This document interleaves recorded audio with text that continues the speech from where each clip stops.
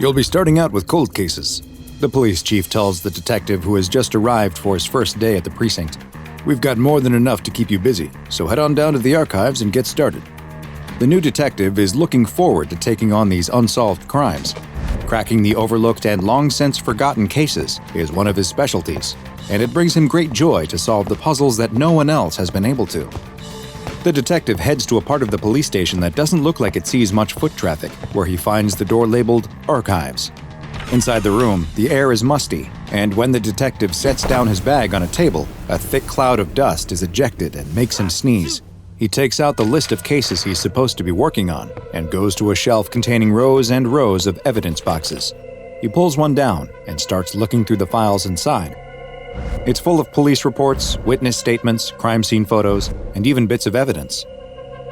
Hours pass as the detective goes down his list, looking through box after box, report after report. He finds that it's best to take a cursory survey first and see if anything leaps out at him, before drilling down to start combing through the details. As he pulls down the last box from his list of cases that the chief told him to work on, he notices something. High up on a shelf, nestled among the many identical cardboard boxes, is what looks to be a piece of leather luggage. He can't help but wonder what this is doing here in the archives. Is it a piece of evidence from another case that got left here for some reason?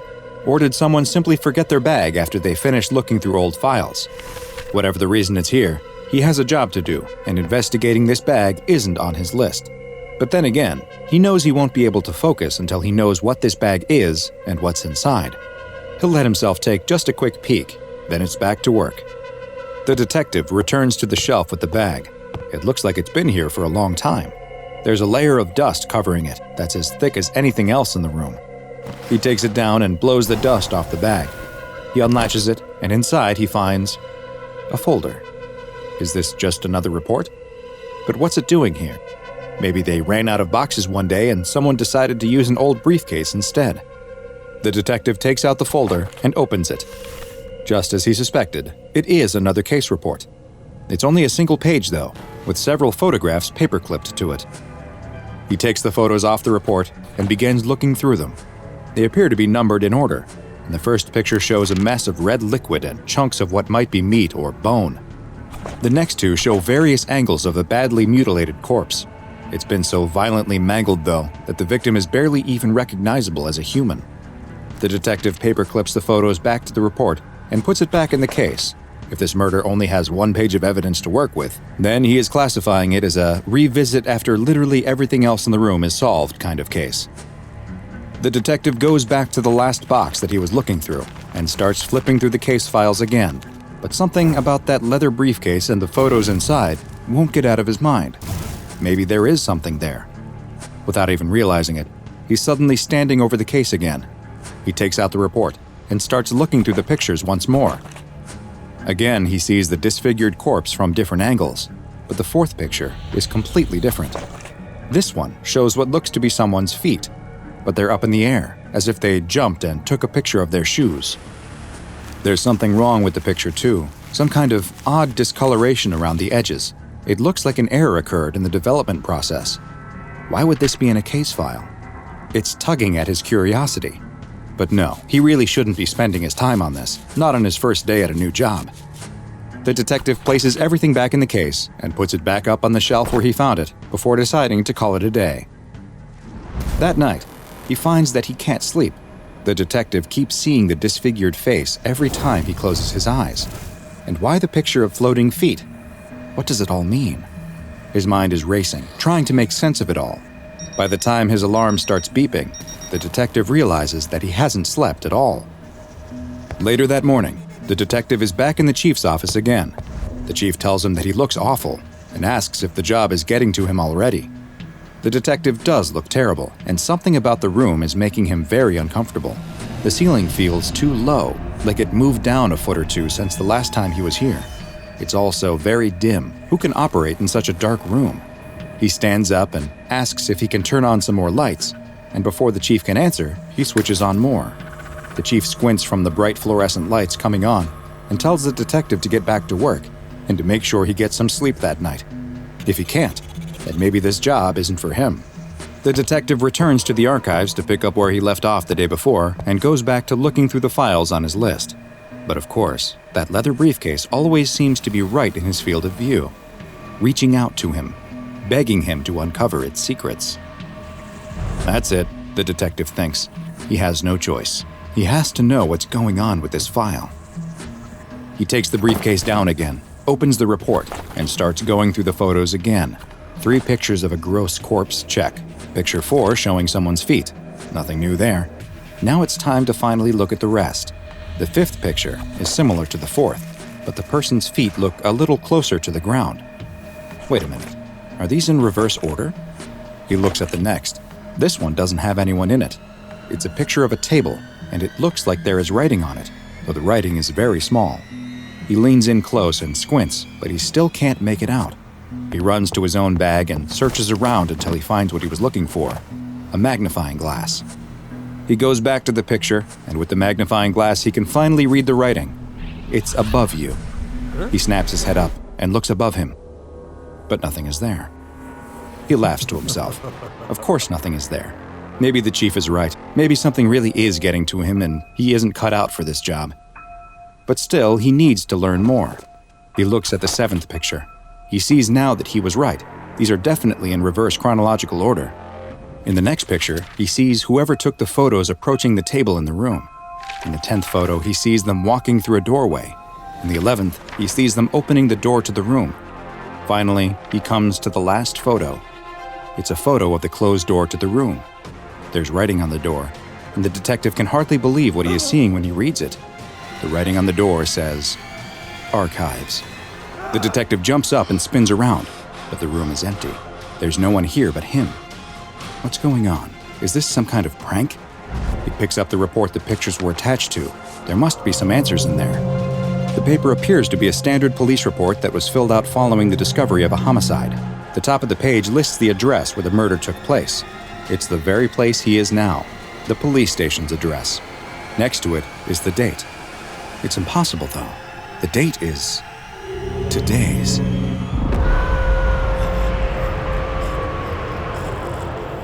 Archives can hold untold secrets, and many of those are often quite dangerous, as anyone familiar with the SCP Foundation is already well aware. Rarely is the file in the archive itself the danger, but that is exactly the case with SCP-767, a deadly series of crime scene photos that are anything but what they seem. SCP-767 is the designation for a series of anomalous objects which were recovered from a police department's own archives. They include a series of 12 Polaroid photographs, which have been given the designation SCP-767-1 through 12, that appear to be the source of the anomalous properties surrounding the objects. Each photograph is labeled 1 through 12 in the lower left-hand corner, though they appear to be labeled in reverse chronological order. When viewed in reverse, that is, starting with the picture labeled 12, the photos depict a first-person perspective of someone entering a room and examining a table. The table will have writing on it, which alternates between the iterations of SCP-767, and will either read, "It's above you," or "On the ceiling," written with a red substance that appears to be fresh blood. The next photos continue to be from a first-person perspective and will show the person taking the photos being lifted up into the air above the table, with wisps of black smoke visible around the edges of the frame that look at first glance like either photo development issues or damage to the picture. The final 3 pictures depict a fresh corpse that has been so heavily mutilated by lacerations that it is completely unrecognizable, while the last picture shows a body that appears to have been virtually liquefied in some way, with gore and viscera spread around the room. The origin of these photos is unknown, and it's unknown if they were ever taken at all or merely manifested in some way. When the photos are taken to a new location and are allowed to remain there for 1 week, they will change to reflect a room within the building where they are being kept, with the individual portrayed in the photos being an image of the last person to experience the photo's frightening effects. More on what those are later. The ability of SCP-767 to change based on the location it is in is also present in SCP-767-13 and 14, which are the police report and the brown leather valise that always accompany the photos. The police report has an address and date at the top, both of which will somehow change to reflect the current date and location of SCP-767, while the leather briefcase has a gold monogram on it that will change to whatever the name is of the owner or head of the structure that it is contained in. But that is far from where the anomalous properties of SCP-767 end. Individuals who are exposed to the photographs will experience a wide range of effects that are based on how far into the photo series they look. Those that view SCP-767-1 through 3 will report feeling no special effects, besides the normal reaction one has to seeing a badly mutilated corpse, with most describing the photos as weird or disturbing. Those that view the photos labeled 4 through 6, though, will usually report that they have developed feelings of claustrophobia, with many also reporting a newfound bout of nyctophobia, that is, fear of the dark, or more specifically, a fear of the potential for bad things to happen in the dark. These fears will also vary in intensity based on how many of the photos were viewed. Subjects who are exposed to the 7th, 8th, and 9th photos will feel an overwhelming desire to inspect the ceiling, and most are observed snapping their heads upwards immediately after reading the writing on the table in the photo. In later interviews, subjects have described the feeling as instinctual, or as if someone had yelled the words at them like a warning. Following this, the subject will experience a sensation of being watched and will usually report having persistent chills. Those who view the final 3 photos will appear to suffer a fear-induced paralysis effect when they attempt to move away from the photos. A shadowy, black, effervescent mass will begin to form on the ceiling directly above the subject, which has been designated SCP-767-15, though the presence of this mass has only been reported by in-person witnesses, as it doesn't appear on photographic or video recordings. Tendrils of the gaseous material will reach down from the mass and grab the affected subject, lifting them up into the air before violently attacking them. The subject will suffer deep lacerations as the tendrils cut into it before it completely destroys them, leaving them as little more than a pool of blood and pieces of flesh. The nature of this dark cloud of gas, where it comes from, or why it engages in this behavior is currently unknown, and attempts to stop it once it has gotten hold of its victim have only led to those who intervene being pushed away by a powerful force, with all weapons passing harmlessly through the mass. In the time since its discovery by the SCP Foundation, multiple other unsolved cases of victims that appeared to suffer similar fates have been identified, and investigations into whether they are connected to SCP-767 and the 767-15 entity are ongoing. The SCP-767-1 through 12 photos are to be kept inside of the SCP-767-13 report, which is itself stored within the brown leather SCP-767-14 valise. And the entire group is kept at an SCP Foundation Hazardous Items Secure Containment Center. Due to the little we understand about its nature or origin, the entirety of the anomalous objects that make up SCP-767, including the SCP-767-15 entity, have been classified as Euclid, and any access to the objects requires written authorization from at least one Level 4 site administrator. SCP-767 may not be the most dangerous file in the SCP Foundation's archive, but it may just be the most dangerous literal file. There are plenty other surprisingly dangerous objects that can impact you in ways you never expected, though, like SCP-1875, the antique chess automaton that is capable of powerful effects that you have to see to believe.